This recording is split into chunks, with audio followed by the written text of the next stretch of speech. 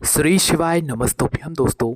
आप सभी लोग जानते हैं कि 23 नवंबर को है देवउठनी एकादशी या देवउठनी ग्यारस। दोस्तों ये साल की सबसे बड़ी एकादशी होती है क्योंकि ये वो दिन होता है जिस दिन हमारे देव उठते हैं, मतलब कि भगवान विष्णु अपने 4 महीने की जो निद्रा होती है उससे उठते हैं। और दोस्तों इसी दिन से सारे शुभ कार्य होना शुरू हो जाते हैं, मतलब शादी विवाह वाले। और दोस्तों आप सभी लोग जानते हैं कि देवउठनी एकादशी का जब इतना बड़ा दिन है तो इस दिन जब हम भगवान को प्रसन्न करने के लिए कुछ विशेष उपाय करेंगे तो उसका भी फल हमें बहुत ही बड़ा होकर मिलेगा। तो आज की इस वीडियो में हम आपको देवउठनी एकादशी के सारे विशेष उपाय बताएंगे जो कि पंडित जी ने अपनी पिछली कथाओं में, सभी कथाओं में जो बताए हुए हैं वो सारे उपाय हम आपको आज की इस वीडियो में बताने वाले हैं। साथ ही में दोस्तों आप लोगों को हम ये भी बताएंगे कि देवउठनी एकादशी के दिन आप लोगों को क्या करना चाहिए। तो सबसे पहली चीज़, देवउठनी एकादशी के दिन हो सके तो ब्रह्म मुहूर्त में आपको उठ जाना चाहिए, जल्दी उठ जाना चाहिए। और आप जिस जल से या जिस बाल्टी के अंदर आप जल डालकर स्नान कर रहे हैं उसमें थोड़ी सी हल्दी डालकर आपको स्नान करना चाहिए। और दोस्तों इस दिन आप लोगों को पीले रंग के वस्त्र विशेष रूप से पहनने चाहिए क्योंकि भगवान विष्णु को कौन से रंग सबसे ज़्यादा प्रिय है, वो है पीला रंग। तो आप लोग इस दिन पीले रंग के वस्त्र ज़रूर पहने, भगवान वैसे ही बहुत ज़्यादा प्रसन्न हो जाएंगे। चलिए दोस्तों अब हम बात करते हैं इस देवउठनी एकादशी के दिन किए जाने वाले कुछ विशेष उपायों के बारे में। दोस्तों सबसे पहला जो हम आपको इस दिन किया जाने वाला विशेष उपाय बताएंगे वो आपकी पूजा से जुड़ा हुआ ही बताएंगे। और ये उपाय उन लोगों को करना है जिनके घर में धन की, पैसों की बहुत ज़्यादा दिक्कत समस्या होती है, ठीक है, या उनके घर में किसी का व्यापार है, बिजनेस है, वो सही नहीं चलता, या पैसों की बहुत तंगी बनी रहती है, पैसों की कमी आती ही रहती है, कर्जा है आप लोगों के ऊपर। तो यह वाला उपाय इस देवउठनी एकादशी के दिन एक बार ज़रूर करें। तो उपाय में क्या करना है वो आप लोग ध्यान से सुनो। देखो देवउठनी एकादशी के दिन शाम के समय या रात्रि के समय आप सभी लोगों के घर में पूजन ज़रूर होती है। आप गन्ने की झोपड़ी बनाते हैं और उसके नीचे जो है तुलसी जी और शालिग्राम जी को भी विराजित करते हैं। तो आप लोगों को करना क्या है कि जब आप लोग अपने पूजन की तैयारी कर रहे हो तो उसी समय आप लोगों को एक सिक्का लेना है। कौन सा सिक्का लेना है? जो आप भी आपके पास सादा सिक्का हो, जैसे कि 1 रुपये का, 2 रुपये का, 5 रुपये का, 10 रुपये का, जो सिक्का हो आपके पास, ठीक है। मात्र एक सिक्का लेना है, भले ही वो 1 रुपये का ही क्यों ना हो। तो आप लोग एक सिक्का ले लीजिए, ठीक है। एक सिक्का आप लोगों ने लिया। इस एक सिक्के को लेकर सबसे पहले आप कहाँ पर जाकर रख दो? आपकी गन्ने की झोपड़ी है, गन्ने की झोपड़ी के बिल्कुल बीचों बीच में, ठीक है, जहाँ पर आप तुलसी जी और शालिग्राम जी को विराजित करने वाले हैं। पहले सिक्का रखाएगा, पहले आप अपने सभी काम कर लें, नीचे जो भी चौक वगैरह जो पूरना चाहते हैं, अगर जो भी करते हैं वो आप सारे काम कर लें। उसके बाद उस स्थान पर एक सिक्का रख दें, जो 1 रुपये का, 2 रुपये का, जो भी आप ले रहे हैं वो सिक्का रख दें। उसके बाद फिर आप तुलसी जी और शालिग्राम जी को विराजित कर दें, ठीक है। विराजित आपने कर दिया। अब आप लोगों की जो भी पूजन अर्चना है, जैसे भी आप लोग देवउठनी एकादशी या ग्यारस की पूजन करते हैं वैसे आप लोग कर लीजिए, ठीक है। उपाय अभी यहाँ पर आधा हुआ है, ठीक है, आप अपनी पूजन कर लीजिए। बस यहाँ पर उपाय का आधा हिस्सा इतना ही था। अब आपको करना क्या है? देवउठनी एकादशी के दिन आपने इतना काम किया, मात्र सिक्का रखने का काम है देवउठनी एकादशी के दिन जब आप पूजन की तैयारी करें। बाकी आप अपनी पूजन वैसे ही करें जैसे करते आए। पूजन के बाद अब आपको करना क्या है कि देवउठनी एकादशी का दिन हो गया। अब अगले दिन, मतलब सुबह का समय वो रहेगा, वो भी ब्रह्म मुहूर्त का, देवउठनी एकादशी का अगला दिन सुबह सुबह 4 बजे आपको उठना है, ठीक है। या तो 4 बजे से पहले उठना, 4 बजे तक आप लोगों को ये उपाय करना ही करना है, ठीक है। 4 बजे से पहले उठ के स्नान कर लेना, शुद्ध हो जाना, सभी अपने काम कर लेना। उसके बाद 4 बजे के आसपास आप लोग वापस से इस स्थान पर आना जहाँ पर आपने देवउठनी एकादशी की पूजन करी है और जहाँ पर आपने ये सिक्का रखा हुआ है। तो आप लोग क्या करेंगे, सुबह सुबह देव को उठाएंगे, सभी देव को उठाएंगे। देव को उठाने के बाद आप जो है वहाँ से तुलसी जी और शालिग्राम जी को भी उठाएंगे, वहाँ पर जो है लीपन करेंगे। तो जब आप लोग सभी मतलब सभी चीज़ें जो है उठा कर रख दें तो आप लोगों का वो सिक्का वहीं पर रहेगा। तो आपको क्या करना है, उस सिक्के को उठा लेना है, उठाने के बाद वहाँ का लीपन कर देना है, ठीक है। सिक्के को आपको उठाकर ऐसे नहीं रखना है, हाथ हथेली में नहीं रखना है।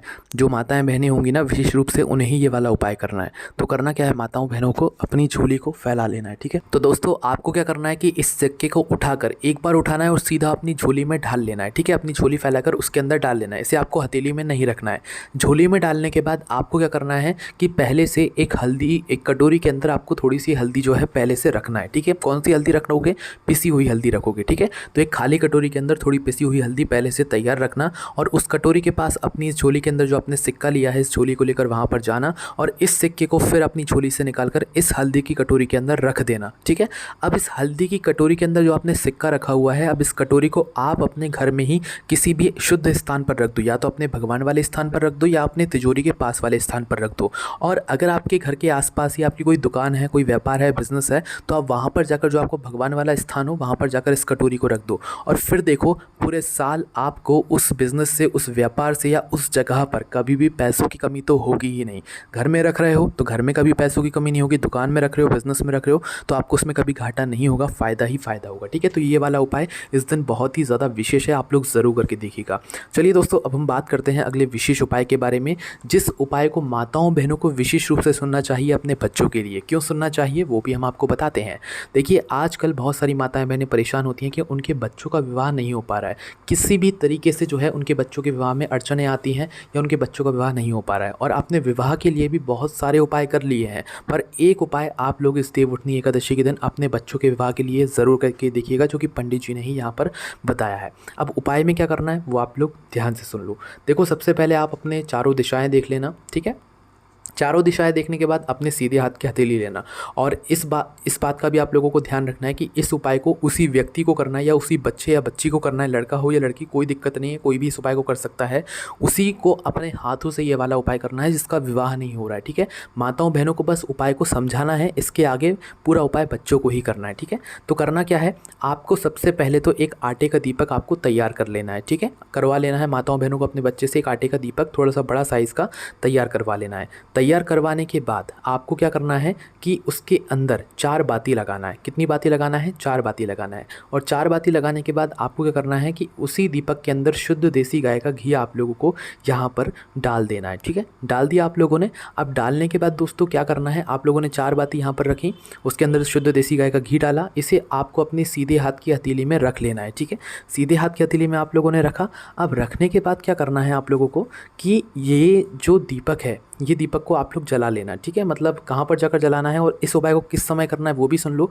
जब आप लोगों की जो मतलब पूजन है एकादशी की, मतलब जो आप लोग देवउठनी एकादशी के दिन जो गन्ने की झोपड़ी बनाकर पूजन करते हो, जब आपकी वह पूजन हो जाए उसके बाद आप लोगों को यह वाला उपाय करना है, इस बात का ध्यान रखना। तो आटे का बड़ा दीपक बनाकर 4 बत्ती उसके अंदर रखकर शुद्ध देसी गाय का घी लगा, मतलब उसके अंदर डालकर और इस दीपक को जलाकर सीधे हाथ की हथेली में रख लेना। और सीधे हाथ की हथेली में रख कर आपको क्या करना है, अपनी उसी पूजन वाले स्थान पर जाना है जहाँ पर आपने देवउठनी एकादशी की पूजन करी है, और वहाँ पर बच्चे को बोलना है कि शिव और नारायण का नाम लेते हुए इस दीपक को वहाँ पर उसी पूजन वाले स्थान पर रख देना है। क्या नाम लेकर?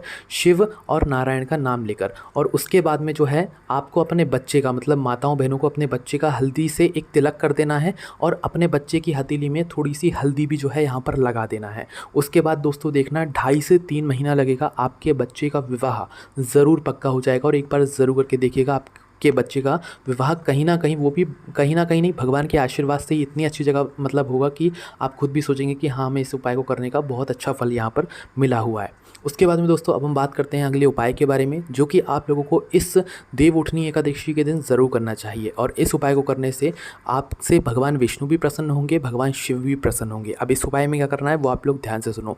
देखो, इस उपाय में सबसे पहले आप लोगों को इस बात का ध्यान रखना है कि यह उपाय प्रातःकाल सुबह सुबह होगा देवउठनी एकादशी के दिन। यह उपाय इतना ज़्यादा आप लोगों को काम में आएगा कि आपको कुछ बोलने की ज़रूरत नहीं है, बिना मांगे आपको इस उपाय करने के बाद मिल जाएगा।